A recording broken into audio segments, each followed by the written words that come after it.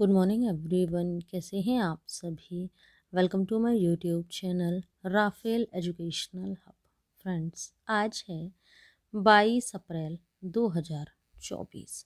22 अप्रैल की current affair से जितने भी इम्पोर्टेंट क्वेश्चन बन सकते थे वो सभी हम आपके लिए इस वीडियो में लेकर आए हैं। यदि आप हमारे चैनल पर नए हैं तो हमारे YouTube channel Rafale educational hub को सब्सक्राइब करें और साथ ही साथ बेल आइकन को भी प्रेस करें, जिससे हमारे नोटिफिकेशन आपको सबसे पहले और समय से प्राप्त हो सके। तो चलिए फ्रेंड्स, स्टार्ट करते हैं आज के क्वेश्चन आंसर्स को। क्वेश्चन नंबर फर्स्ट है, हाल ही में किसे भारत ढाका बांग्लादेश के रेलवे सलाहकार के रूप में नियुक्त किया गया है। तो इस क्वेश्चन का राइट आंसर है option number C, Narpat Singh को नियुक्त किया गया है। तो जानते हैं अदर पॉइंट्स। सरकार ने भारतीय उच्चायोग ढाका बांग्लादेश में रेलवे सलाहकार के पद पर नरपत सिंह की नियुक्ति को मंजूरी देती है।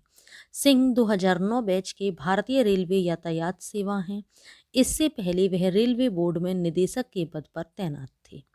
एसीसी ने पद का कार्यभार संभालने की तारीख से 3 साल के लिए प्रस्ताव को मंजूरी देती है।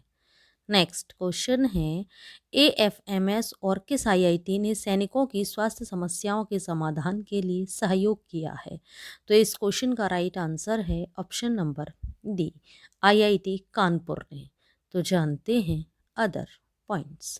महानिदेशक सशस्त्र बल चिकित्सा सेवा लेफ्टिनेंट जनरल दलजीत सिंह और IIT Kanpur professor S Ganesh ने समझौता ज्ञापन पर हस्ताक्षर किए।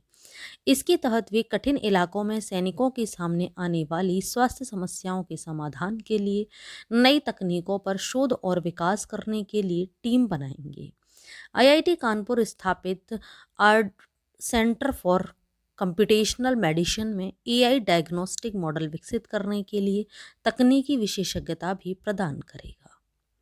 नेक्स्ट क्वेश्चन है, खगोलविदों ने हमारे सूर्य से कितने गुना अधिक विशाल ब्लैक होल खोजा है। तो इस क्वेश्चन का राइट आंसर है ऑप्शन नंबर बी, 33 गुना अधिक। तो जानते हैं अदर पॉइंट्स। खगोलविदों ने एक विशाल ब्लैक होल की खोज की है जो पृथ्वी से मात्र 2000 प्रकाश वर्ष दूर एक विस्फोटित तारे के परिणाम स्वरूप बना था। BS3 आकाशगंगा में अब तक पाया गया सबसे विशाल तारकीय ब्लैक होल है।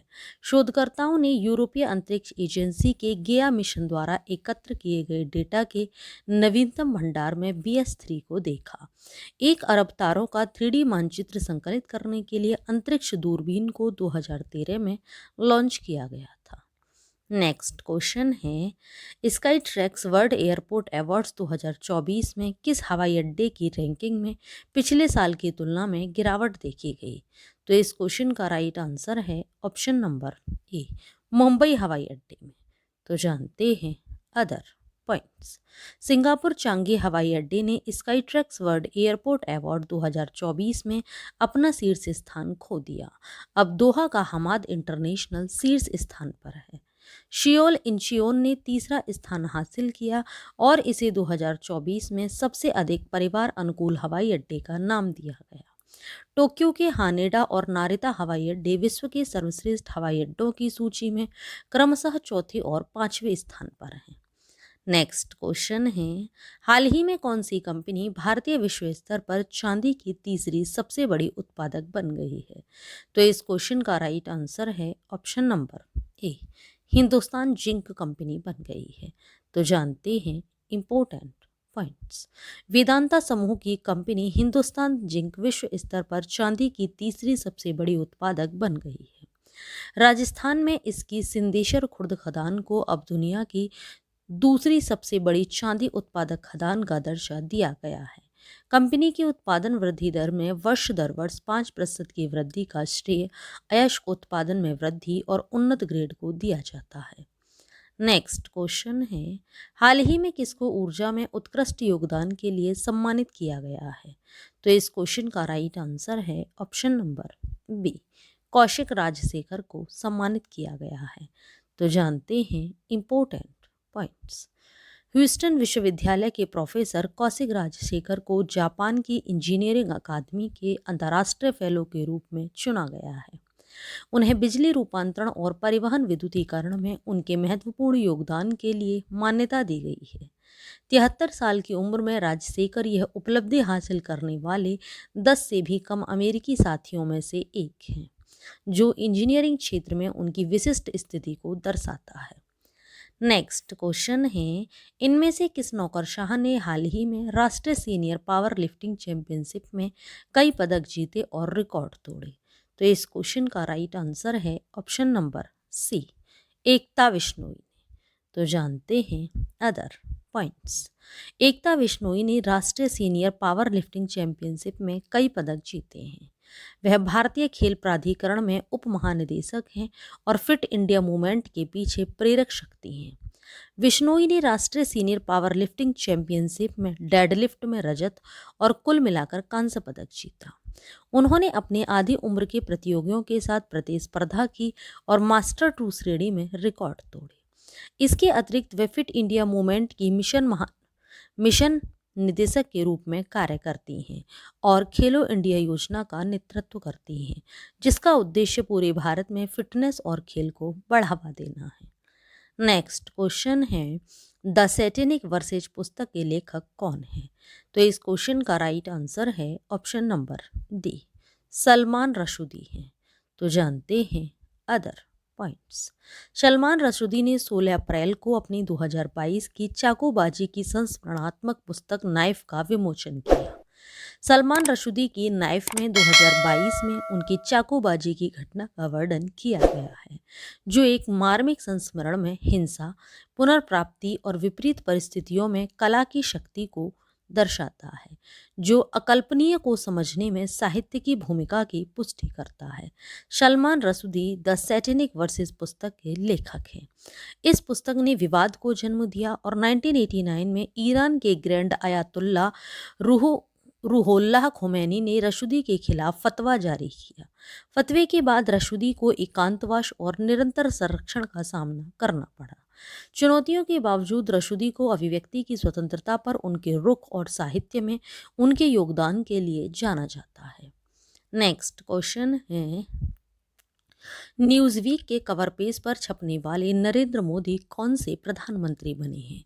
तो इस क्वेश्चन का राइट आंसर है ऑप्शन नंबर बी, दूसरे प्रधानमंत्री बने हैं। तो जानते हैं इम्पोर्टेंट पॉइंट्स। अमेरिका की मशहूर वीकली मैगजीन न्यूज़वीक ने अपने कवर पेज पर प्रधानमंत्री नरेंद्र मोदी को जगह दी है। इंदिरा गांधी के बाद नरेंद्र मोदी दूसरे भारतीय प्रधानमंत्री हैं जिन्हें न्यूज़वीक ने अपने कवर पेज पर जगह दी है। इस इंटरव्यू में पीएम मोदी ने चीन और पाकिस्तान पर खुलकर बात की, साथ ही भारत के भविष्य के रोड मैप पर बात की। प्रधानमंत्री मोदी ने कहा कि भारत के लिए चीन के साथ रिश्ते अहम हैं। मेरा मानना है कि हमें अपनी सीमाओं पर लंबे समय से चल रही स्थिति पर तत्काल ध्यान देने की ज़रूरत है, ताकि हमारी द्विपक्षीय बातचीत में असामान्य स्थिति खत्म हो सके। नेक्स्ट क्वेश्चन है, निम्न में से किस बैंक ने AEPS सेवा शुल्क पेश किया है? तो इस क्वेश्चन का राइट आंसर है option number A, India post payments bank ने किया है। तो जानते हैं other points. India post payments bank ने आधार सूक्ष्म भुगतान प्रणाली लेन देन के लिए सेवा शुल्क लागू कर दिया है, जो 15 जून 2022 से प्रभावी है। AEPS एक बैंक आधारित मॉडल है जो आधार प्रमाणीकरण के माध्यम से पॉइंट ऑफ सेल टर्मिनलों पर ऑनलाइन वित्तीय लेन देन की अनुमति देता है, जिससे विभिन्न रैंकिंग सेवाएं सक्षम होती हैं। नेक्स्ट क्वेश्चन है, भारत ने किस देश को 35 एम्बुलेंस और 66 स्कूल बसें उपहार में दी हैं? तो इस क्वेश्चन का राइट आंसर है ऑप्शन नंबर डी, नेपाल देश को दी हैं। तो जानते हैं अदर पॉइंट्स। काठमांडू स्थित भारतीय दूतावास ने नेपाल के विभिन्न जिलों में स्वास्थ्य एवं शिक्षा के क्षेत्र में काम करने वाले विभिन्न संगठनों को 35 एम्बुलेंस और 66 स्कूल बसें उपहार में दी हैं। नेपाल में भारत के राजदूत नवीन श्रीवास्तव के नेपाल के वित्त मंत्री वर्षमान पुन की उपस्थिति में वाहनों की चाबियां सौंपी। नेक्स्ट क्वेश्चन है, भारतीय मौसम विभाग द्वारा अप्रैल जून 2024 सीजन के लिए प्री साइक्लोन अभ्यास कहां आयोजित किया गया था? तो इस क्वेश्चन का राइट आंसर है ऑप्शन नंबर डी, नई दिल्ली में आयोजित किया गया था? तो जानते हैं अदर पॉइंट्स। अप्रैल जून 2024 सीजन के लिए पूर्व चक्रवात अभ्यास नई दिल्ली में आयोजित किया गया। यह अभ्यास नई दिल्ली के मौसम भवन में हुआ। आईएमडी के महानिदेशक डॉक्टर मृत्युंजय महापात्रा ने अभ्यास की अध्यक्षता की। यह हाइब्रिड मोड में आयोजित किया गया, जिसमें भौतिक और आभासी दोनों तरह की भागीदारी की अनुमति दी गई। इस अभ्यास का उद्देश्य आगामी चक्रवाती मौसम के लिए हितधारकों के बीच तैयारियों और समन्वय का आकलन करना था। नेक्स्ट क्वेश्चन है, निम्न में से किसने ओएनडीसी के साथ फैशन और किराना विस्तार करने का लक्ष्य निर्धारित किया है? तो इस क्वेश्चन का राइट आंसर है ऑप्शन नंबर बी, ओला ने किया है। तो जानते हैं अदर पॉइंट्स। ओला मोबिलिटी ओएनडीसी सहयोग के आधार पर कंपनी ई कॉमर्स पेशकशों के विविधीकरण पर नजर गड़ाए हुए है। कंपनी अपने उपयोगकर्ता आधार को अपने ऐप के माध्यम से किराने का सामान, फैशन और परिधान खरीदने का विकल्प देने पर कार्य कर रही है। डिजिटल कॉमर्स के लिए अपने नेटवर्क ओपन ई कॉमर्स विकसित करने के लिए उद्योग और आंतरिक व्यापार संवर्धन विभाग द्वारा स्थापित एक निजी गैर लाभकारी कंपनी है। नेक्स्ट क्वेश्चन है, अंतर्राष्ट्रीय पगड़ी दिवस कब मनाया गया? तो इस क्वेश्चन का राइट आंसर है ऑप्शन नंबर ए, 13 अप्रैल को मनाया गया। यह दिवस क्यों मनाया जाता है, क्या उद्देश्य है, ये पॉइंट्स हम जान लेते हैं। अंतर्राष्ट्रीय पगड़ी दिवस सिख धर्म में पगड़ी के समृद्ध सांस्कृतिक और धार्मिक महत्व का सम्मान करने के लिए 13 अप्रैल को मनाया जाने वाला एक वार्षिक उत्सव है। यह दिन सिख पहचान के प्रतीक के रूप में पगड़ी के महत्व के बारे में जागरूकता बढ़ाने और धार्मिक सद्भाव और अंतर सांस्कृतिक समझ को बढ़ावा देने के लिए एक मंच के रूप में कार्य करता है। नेक्स्ट क्वेश्चन है, और आज की वीडियो का लास्ट क्वेश्चन भी है, दिग्गज अभिनेता द्वारकीश का कितनी वर्ष की आयु में निधन हो गया? तो इस क्वेश्चन का राइट आंसर है ऑप्शन नंबर डी, 81 वर्ष की आयु में निधन हो गया। तो जानते हैं इनसे रिलेटेड अदर पॉइंट्स। सैंडलवुड की एक प्रमुख हस्ती द्वारकीश का आयु संबंधी बीमारी और दिल का दौरा पड़ने से 81 वर्ष की आयु में निधन हो गया। उद्योग में उनके योगदान और दिग्गज अभिनेताओं के साथ सहयोग पर फिल्म जगत द्वारा शोक व्यक्त किया जा रहा है। अपनी कॉमिक टाइमिंग के लिए जाने जाने वाले अभिनेता ने 1960 के दशक में फिल्म उद्योग में प्रवेश किया था। उन्होंने मियर मुत्थाना और औप्थ मित्रा जैसी ब्लॉकबस्टर हिट कन्नड़ फिल्मों का निर्देशन किया था। तो ये था फ्रेंड्स आज का हमारा वीडियो। आप सभी को हमारा वीडियो कैसा लगा हमें नीचे कमेंट बॉक्स में कमेंट करके ज़रूर बताएं। यदि आप सभी को हमारा वीडियो अच्छा लगा हो, यूज़फुल लगा हो, तो हमारे वीडियो को लाइक करें और ज़्यादा से ज़्यादा लोगों को शेयर भी करें। यदि आप सभी लोगों ने करंट अफेयर के प्रीवियस वीडियो नहीं देखे हैं तो नीचे डिस्क्रिप्शन में लिंक दिया हुआ है, आप हमारे दिए हुए लिंक पर क्लिक करके करंट अफेयर के प्रीवियस वीडियो देख सकते हैं।